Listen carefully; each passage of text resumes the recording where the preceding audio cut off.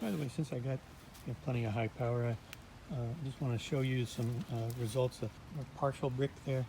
We used the same process that I showed earlier to get a brick that would fit into that one.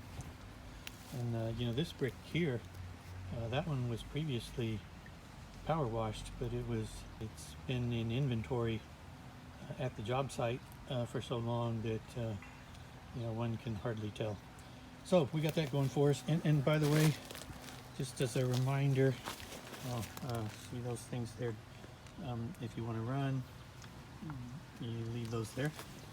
And here is the other one. I think I showed the whole process of how we do that, and I just want to kind of show everyone that after some careful thought, we didn't make any modifications to the system because it met its requirements, right? So if it meets its requirements and it doesn't do the job, then that means we did a really shitty job of writing requirements.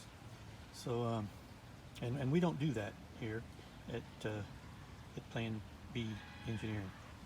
We blamed the ill-fitting thing that you saw in the earlier segment on the installers.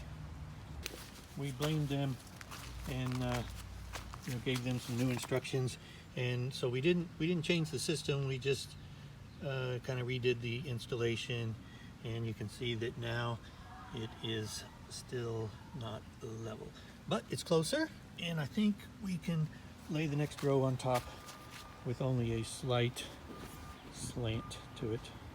Okay, so we got that going for us.